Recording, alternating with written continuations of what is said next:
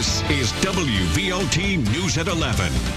My age and lower, dying! My age! And I can't do anything about it! I'm scared! My age and lower! Dying in pain!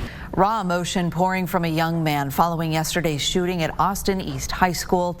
A student is dead. A police officer in the hospital tonight. Officer Wilson being injured. He's injured there and getting dragged out of the bathroom.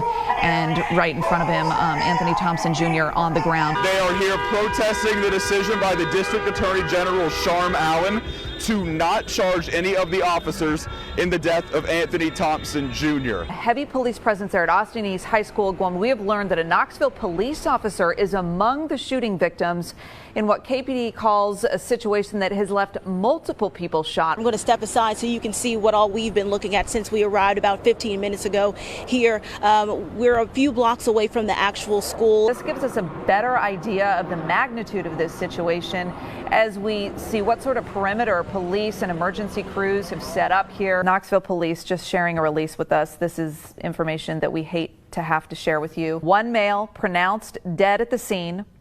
Another detained for further investigation. The headline is, this school has been plagued by violence. The neighborhood has been dealing with the shooting deaths of 4 of its students. KPD officer Adam Wilson is a 20-year veteran of the force. He is recovering tonight at UT Medical Center following surgery last night. TBI investigators now releasing new information that conflicts with what they said Monday night. Initially, they said a bullet from Thompson's gun hit Officer Wilson.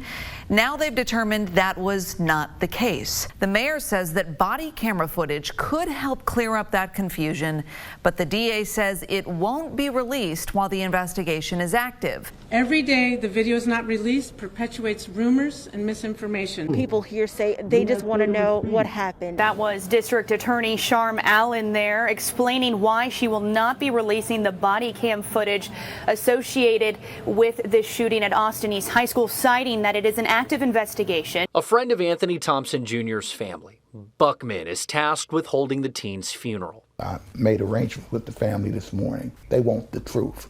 They want the facts. Let them fall where they fall. If you're joining us right now, District Attorney Sharm Allen has just started releasing some of the body camera footage from the day of the officer-involved shooting that left a student dead at Austin East High School. Right now, we are looking at body cam footage from Officer Clabo. This is him responding to the home of the student's girlfriend, who her mother had called 911 that day to report trouble between the two. During this exchange, we're also hearing the officer tell the girlfriend that they intend to arrest Thompson Jr. They're gathered at the back of the school, these 3 officers making entry that way in search of Anthony Thompson Jr., who at this point, DA Allen says knows from 2 separate sources that police are now looking for him. So here we are watching them make their way through the school as they search for the student. Remember, they are there to arrest him on complaints of domestic violence. We do have a piece of video that we have edited that shows part of the struggle that happened in the bathroom. This is a struggle. Officers say we believe that was Anthony Thompson Jr.'s hand going into his pocket, potentially reaching for a weapon.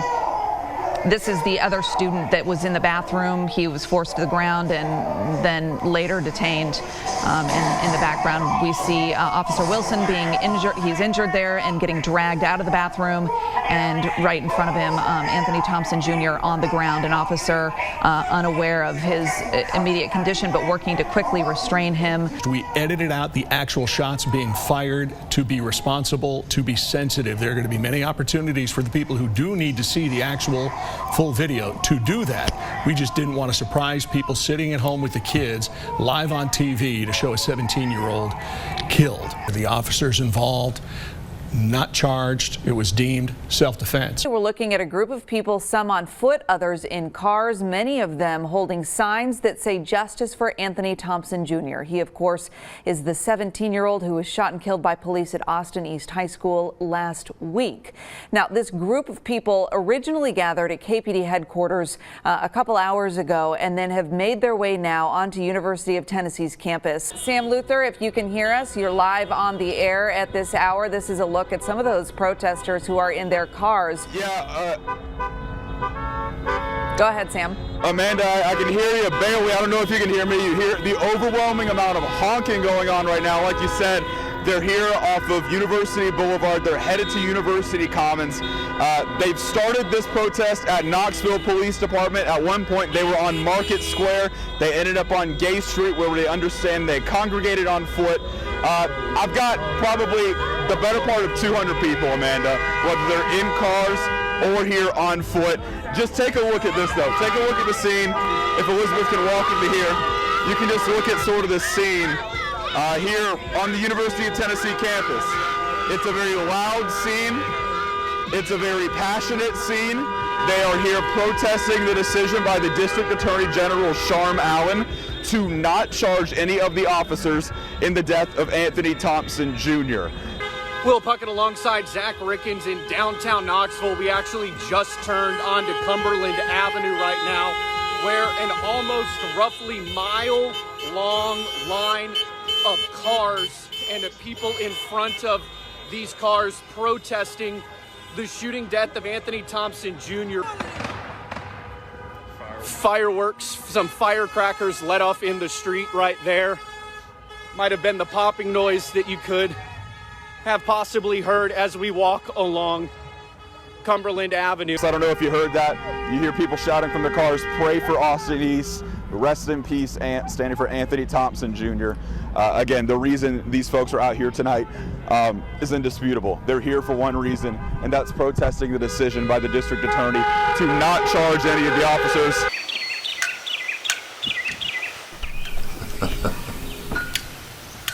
Oh, Lord. This is something he does every day. He has been doing it probably 45 years. Have you ever stopped and wondered, This is something that's close to his heart. how will I be remembered? Glenn Wright will be remembered for his daily ritual. These are tied down. Okay, then you're going this way. What does the flag mean to you? Means life, buddy. All the kids would always just flock to our front yard and to learn about the flag. He would show them how to salute. That's all you do to it. That's beautiful, isn't it? Every morning, Got to keep it off the ground. Glenn raises the flag. It's all the way up. Then every night, he takes it down. Is it coming down? He never forgets. It's important to him. He gave his life for this country. That's why this is so personal to Glenn. 24 years in the military. So that shows you how much he loved the flag. He served in Vietnam and Korea. I do know that he was some kind of engineer. Boiler room. So he sees the flag as a reminder of his service to the country he fought for. We always think, why do bad things happen to good people? Bad things? What does she mean? Sonia's not talking about war. She's talking about something else. A different battle. It's like this may be one of the last times that he puts the flag up at this home. More than likely. More than likely.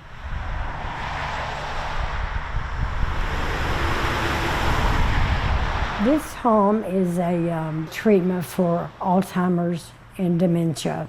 I wonder what Glenn must be thinking. Does he know where he's going? This is his new home now. It's so good to meet you. Welcome. For the past 2 years, he has had progressive Alzheimer's. And it's getting worse fast. My memories don't work right. That's why he'll live here at this memory care center in Clinton. It's an unfamiliar place with one familiar sight. You can kind of show us how we need to do this. Look at this. Okay, this is better, yeah. Look at Old Glory waiting. Okay, now we can drop it. I think it would be a comfort to him. Glenn is forgetting things. Okay. We've seen that. Got that one in there. But this, he still remembers this. And now this one. Are you surprised that through everything that he has forgotten, that he has not forgotten the flag? I'm not a bit surprised because that was a big part of his life. That question we asked earlier, how do we want to be remembered? He would be known as the person that would teach the young people about the flag. Oh, where's this thing go? There it is. This is how Glenn will be remembered. For the very thing he could soon forget. Buddy, you done good. In Anderson County, with photojournalist Keith Smith, Amanda Hara, WVLT News. More than 100 people in Cocke County spending the night somewhere other than their bed after being evacuated this morning. Yeah, severe flooding is causing some issues, and some people actually slept in high schools around the county after that heavy flooding around the different rivers overnight, forcing those evacuations. Right now, some roads in Cocke County you can't even pass through. Yeah, rescue crews going door to door, evacuating those families, getting them to safety. We do have team coverage for you this morning. Meteorologist Kyle Granger and Ben Cathy are in the area, along with our reporter Gwendolyn Ducree. Continuing to rise here, Casey, we've actually moved our equipment back so that we stay ahead of the rising waters. Turn around, don't drown, because this is what can happen. Guys, check it out. This is an SUV flipped over. I will say the driver is safe. Rescue crews tell me that the guy was able to get out. Gwen, a lot of good stuff there, and that's a Tahoe behind her, a big four-wheel drive car. Yes, sorry. Yeah, no, I mean, you'd think that, oh, I should be fine in this with a foot of water or something. It just goes to show how easily that whole thing, that big car can just be flipped like that.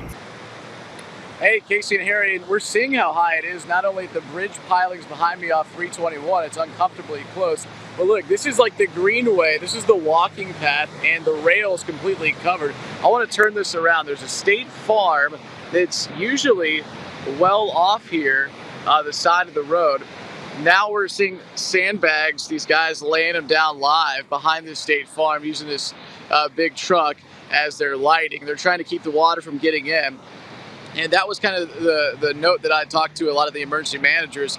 They were out earlier at houses trying to convince people to leave, and they're like, no, we're going to ride this one out a little bit. You can see some of the frustration. The Pigeon River is just completely covering these roads. You even have fish out here on the road right now. Over 100 people told to leave their homes at a moment's notice in Cocke County after major flooding there. You can see there the aerial view of what was the Pigeon River. Now it looks like roads are covered and it's creeping up on houses. The pickup truck had no water around it when we first got out here this morning.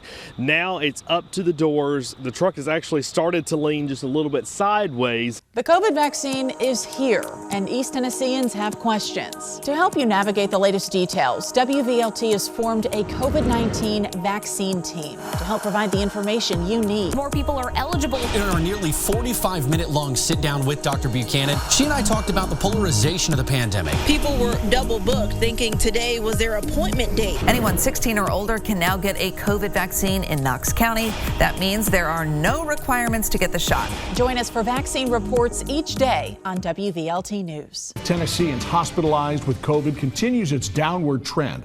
Despite that, UT Medical Center warns the demand for ICU beds is still high. And an East Tennessee family hopes you hear that warning and listen to what happened to Jack Harmon. This is a story about how COVID killed him, even though he didn't have the virus. Stella, where are we going? All toddlers are on the go, but Stella, Where you want to go? she knows where she's going. Happy. Down the street to see Pappy Jack. When she's not checking up on him, she's finger painting masterpieces for her grandfather. He didn't have to work or coach baseball he had nothing else to do but love her. But when life is so good and bad things happen,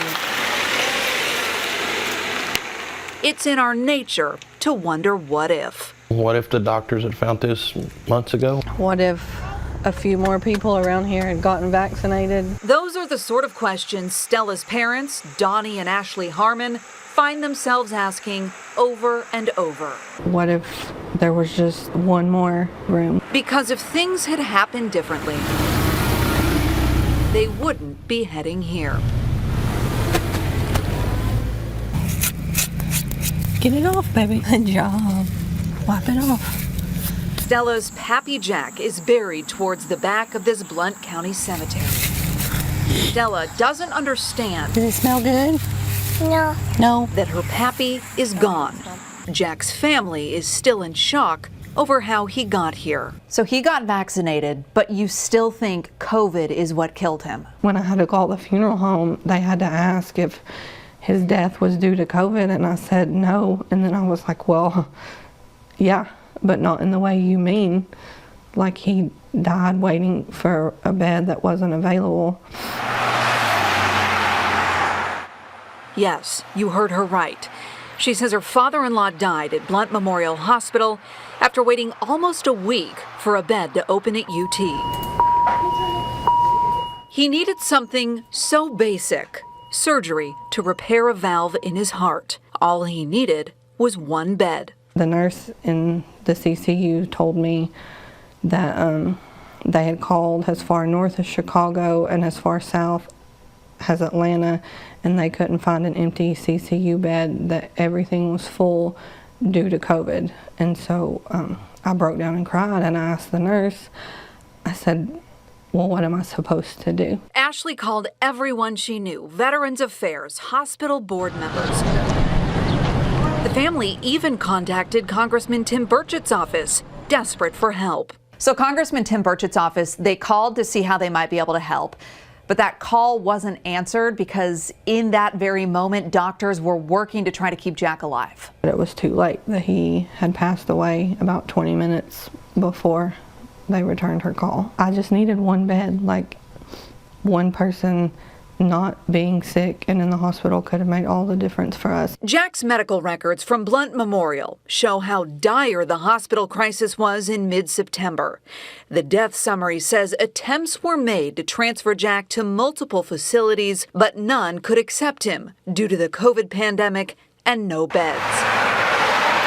Blount Memorial Hospital, UT Medical Center, not even the state of Tennessee are tracking how often something like this happens. But Donnie and Ashley say once is more than enough. Why do you want people to hear this story? Everything you do trickles down and affects other people. I mean, we're all connected. I don't think I have the right to tell somebody they need to get the shot or they have to have it, and I don't think anybody else should be able to say that you have to have it. It's a choice. But yeah, like I explained to my wife the other day, was talking, I'm like, you know, if you don't want to get the shot, you get sick, stay at home. You know, it's just like, stay at home. Mom.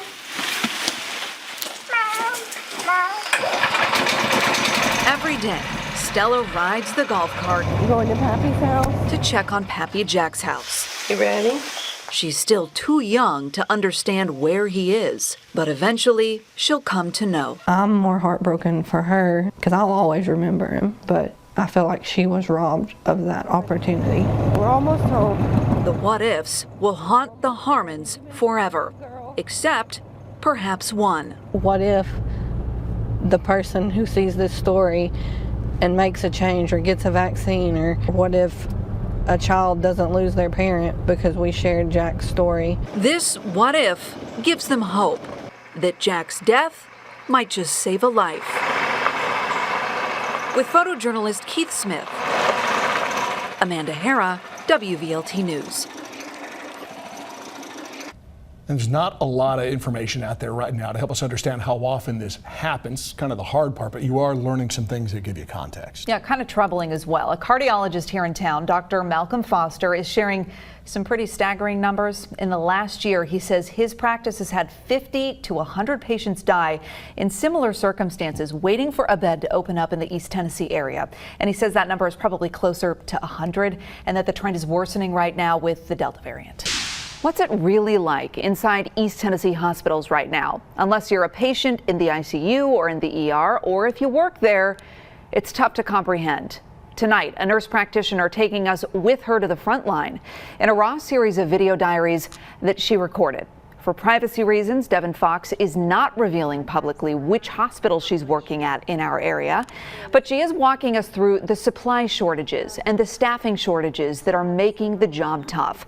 And she's also pulling back the curtain to reveal the heartbreak that seems to be happening every day. This is the first video she shared with us, recorded on September 11th. So far today, I've had 2 young men in their late 40s who have come into the ER and are already on BiPAP. One of those we will be putting on a ventilator this afternoon. The hardest part of all of this is listening to him call his wife and tell her he doesn't want to die. I mean, he's only been here less than 12 hours. I just don't know. You can watch all of Devin's video diaries by looking for this story in the As Seen On section of the WVLT News app. In one of those entries, she explains the conversations, the tough conversations she's having with patients, and the misconceptions that some of them are bringing into the ICU. Please, God, let them find her before dark. Authorities say this little girl is in imminent danger of injury or even death. She's very popular among the people. She's a sweetheart. She's just a tiny little thing, and we all love her. An army of professionals searching some of East Tennessee's toughest terrain. It's a very intense investigation. I know the public needs to know things, but it's ongoing, and we will release things as we can, when we can. Tonight, a community is taking action, looking for any trace of little Summer Wells. And we're following up on any and all leads. An Amber Alert is in effect as that search intensifies for 5-year-old Summer Wells. Hawkins County Sheriff says she may have walked away from her home near Rogersville last night. This is what they call a line search. So literally what you're seeing there is a line of seasoned professionals, search crews going through, covering it grid by grid, line by line. It's an emotional time right now for the Hawkins County community. This comes, like you've been saying, after hours of not being able to find this missing 5-year-old girl. Well, here's a look at what makes this search so tricky. The view from the air. See how mountainous and wooded the terrain is? That is an obstacle for search crews, and so is limited cell service. People are just hoping that things turn out well. You see the church there behind me, the local Baptist church, has balloons, flowers, ribbons. They're here basically using that as sort of a beacon of hope. They hope to cut those balloons free when Summer ultimately hopefully finds her way back home. More than 100 agencies search miles of land in this Beech Creek community. Where is Summer Wells? Authorities are desperate to answer that question, but now her father says he knows the answer. He wrote she would never leave our hill. I think that someone snuck up on her and grabbed her. Wells says, I don't think she's in the area. The way that she disappeared, she would never do that. She wanted to go downstairs and play with her toys. So when her mother come in, she says, where's Summer? She went down in the basement. She didn't answer, so she went down there and she was gone. Have the parents been ruled out? The TBI said this is still very much under investigation and all possibilities are on the table. I am afraid for my children and for myself. Summer Wells' mother wrote those words in an order of protection that she filed against the missing girl's father. The 5-year-old has been missing 7 days now and remains at the center of an Amber Alert. Here are her exact words that her mother wrote in the protective order, which was filed October of last year. Quote, he drinks and throws things. I am afraid of being hurt. He is abusive physically and mentally towards me. I am afraid for my children and myself. Well, for the very first time, Hawkins County's sheriff is talking about details in the Summer Wells investigation, and her father is showing us a hidden path that he claims a kidnapper used to abduct his daughter. Erica, you went through a lot, both with the sheriff and on Wells. What'd you learn? Summer's father tells me he believes the trouble started at the basement door, a door he says her brothers often left unlocked and wide open. Wells says he believes someone was lurking at the top of a dog trail, just feet away from the basement door. He says the predator somehow managed to snatch Summer, then raced down the steep hill as she struggled. I guess you guys want to walk down through here? The trail was not an easy walk. To get down the rugged hill, Wells and I had to hold on to trees. I struggled not to trip or even fall on tree roots. Wells says he overheard authorities say search dogs followed Summer's scent down the trail to the road before losing it. He painted a vivid picture of a kidnapping, telling me a neighbor likely heard Summer scream. I think whoever grabbed her probably had her mouth covered, and I think she was gasping for air by the time she got down through here somewhere, because our neighbor heard a scream, a really funny scream. Hawkins County Sheriff Ronnie Lawson has not publicly commented on specifics of the case until now. I asked Sheriff Lawson about Wells' claims. Did dogs follow Summer's scent down the trail to the main road? The sheriff says yes. The dogs had a pretty good trail, a track for a little while, but then it disappeared, but they lost scent when they come to the road. And sometimes canines, they will lose the scent when it changes different type, whether it maybe went from the gravel to the pavement. And did a neighbor hear a scream? Best I recall, it's been a couple months ago, I think that was unfounded. Wells tells me the family home on Ben Hill Road is surrounded by drug dealers and buyers. You get all kinds, you know, with the drug trade. But Sheriff Lawson tells me Wells lives on a quiet street. That's not correct either. It's not like a hot spot. No, it's not a hot spot, and it's a dead-end road, so there's very little traffic, if any. Don Wells says he doesn't know why anyone would take his daughter, but isn't shocked by the disappearance of a child. There's a lot of missing children. But Sheriff Lawson says children don't just go missing, especially in Hawkins County. No, ma'am, we don't have any other missing children. At Summer's Hilltop home, Wells showed me a refrigerator he says Summer played on. I don't know what all she did, but what in the world is that? And we walked to Summer's swing. This is her favorite. That's her favorite, yeah. She liked to twirl. Everyone in Summer's case is still a suspect. Erica, you've talked to Summer's mom before. Where was she during this interview? Candace Bly was there at the home during the interview, but didn't want to talk, so she stayed inside. And this is the continued search for 5-year-old Summer Wells. This was, again, a planned search by TBI. They say they wanted to come out here just because it's more visible. They are out and about searching again, a planned search of the Beech Creek area in Hawkins County, focusing on the overgrown areas. Hard to get to, high grass, heavy foliage. So there you go. Here they are out and about.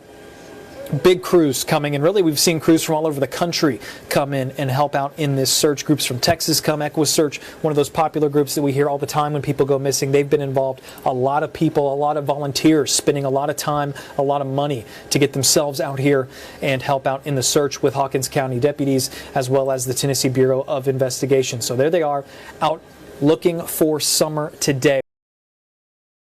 A hero comes home. Strangers line the streets to salute, to show respect. It's an amazing sight. To say thank you. Very thankful for him and his service and for this family. Killed in the mountains of Afghanistan, the body of Staff Sergeant Ryan Knaus returns to the mountains of East Tennessee. Good evening, glad you're here for WVLT News at 11. I'm Ted Hall. And I'm Amanda Hara. Thanks for joining us. We'll tell you how to pay tribute to Staff Sergeant Knaus this weekend. But first, we want to take you through his final homecoming before he is laid to rest at Arlington National Cemetery in Virginia. A charter plane carrying his body landed at McGee-Tyson Airport at 10:30 this morning. You see a long line of service members and law enforcement from around East Tennessee saluting. The Knaus family asked that we not show the transfer of the casket from the plane to the hearse. They shared Sergeant Knaus with the world. They wanted to keep that moment private.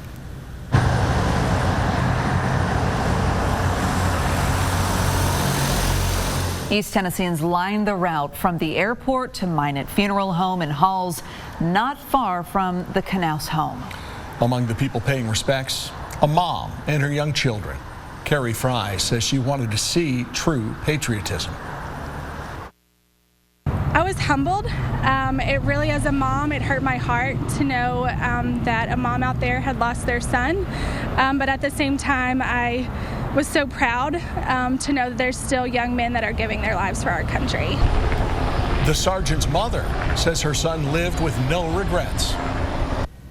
Sometimes it does not happen the way you'd like. But my boy would redo all of this again and again and again in salute to our country and to those he was trying to save. We know that this was not something that should have happened, but it did. And we want to thank everybody that is showing love right now and support. And we can't thank enough our military family now. TPT 9000, we missed you. And though you would not want this to be such a big deal, you are a big deal. The world watched those last days of the American withdrawal from the airport in Kabul, and so did the Knaus family. They knew their loved one was there in the chaos, and they heard the warnings that a terrorist attack could happen at any moment. Still, Wayne Knaus says he never expected this. But then the news came, and the black vans pull up, and you think it'll never happen to you, but your chest kind of empties out and you feel very small. Wayne Knaus says he will see his grandson again. Before he left, I asked him, "Are you trusting Jesus Christ for your salvation?" And he said, "Yes." And that really meant a lot to me. Sergeant Ryan Knaus leaves behind a wife, Elena. The couple had been married for 5 years. They were high school sweethearts. She calls him the most wonderful husband and friend. I thought he should have been a history professor. I thought he should have done, he was one of those people, he was just so brilliant. He could have done whatever he wanted, but he wanted to serve his country, and he did. Whether these strangers are holding a flag or have a hand on their heart, they're sharing a moment of gratitude for Knaus' wife, parents, and grandparents. And if we walk around, we're going to show you the other side of this memorial. Right behind here at this Weigel's, to this side, you've got a drop box. Cards that should hopefully end up to the Knaus family. It's a way that this community can get involved. And if we walk around a little bit further, take a look at this. Just the broad scope of all of the names on this list, all of the messages to the Knaus family. Some ones right here. Rest easy, soldier. You will never be forgotten. That one by Mr. Griffin. Thank you for your service. Rest in peace, soldier. God has you now. That note there by Danielle. A picture of Staff Sergeant Ryan Knaus, one of the last photos he sent to his mom, saying, "All good here, Mom. I love you." He just left the airport in a procession. That procession is now headed down Alcoa Highway. You can see all these people out here right now showing their patriotism. Even people in the median wanting to pay their respects, which is completely stopped. One of our cameras on our WVLT news units as this procession goes roaring by. And just look at the cars stopped there on the access road. You can see in the bottom left-hand corner, out of their cars. I didn't even see that right as there. This procession goes by, yeah. I mean, you have a man out there. Can you see the two people there in front? Yeah. They got out of their cars. Coming in the other way, yeah. And saluting. And you can see, I mean, what imagery there with the military members lining up, saluting as Staff Sergeant Ryan Knaus' procession goes by. Here comes the procession right there through Emory Road, the last leg of the procession. Staff Sergeant Ryan Knaus from giving the ultimate sacrifice in the mountains of Afghanistan back here to his home mountains of East Tennessee as the final procession comes down Emory Road to the Savannah just commented and said, "I've known you since kindergarten and this hurts my heart so much. You are a hero." One person is dead, another critically injured in a helicopter crash that took place early this afternoon here. And I want to bring up this computer shot for you. We see that the arrival of this particular aircraft, it's listed as result unknown. It was registered to a company in California that leases helicopters. You can see here on their website, they've got one of these particular aircraft for lease right now. And let's listen into this. This is from Sam Luther. You see it go down, it's coming towards where you live. It came towards where we live.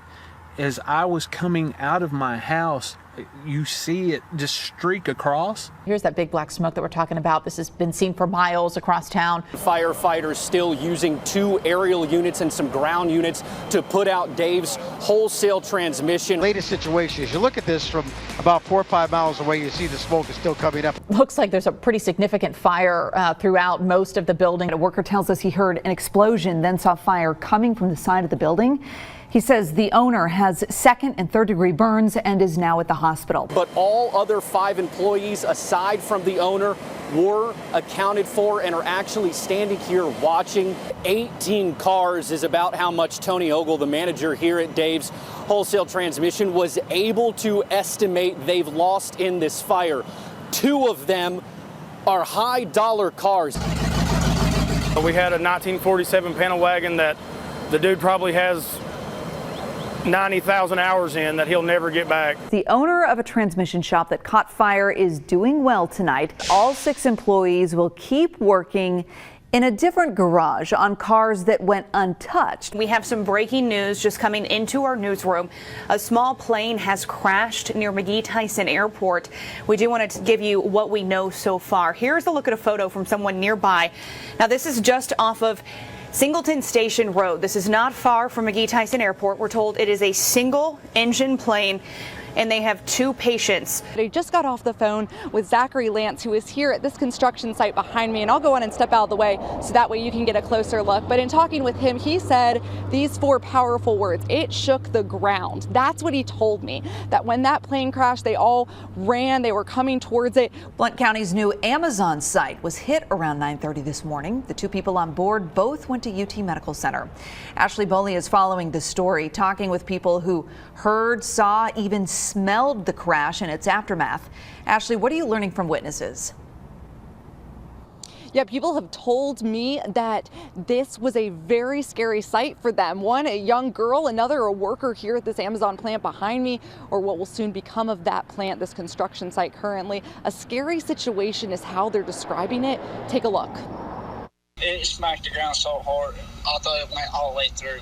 I heard like a loud thud. This man, Charlie Schneider, a CEO based in Denver, Colorado, died following the crash. The National Transportation Safety Board is leading the investigation, and it could take 15 days to get answers of what happened from the preliminary report. Well, hello and welcome to the 48th annual WIVK Christmas Parade. We thank you for joining us here on WVLT News on all of our streaming platforms. You see people from nurses and doctors from Covenant Health walking through. And I think it's so important. We cannot thank these people enough for everything that they have done for us with this past year. So making them the grand marshals of the parade just really makes sense this evening. Is this the Grinch I see? Yes, it is. Knoxville Police Department. Yes, this is the Explorers with the Knoxville Police Department who have captured the Grinch.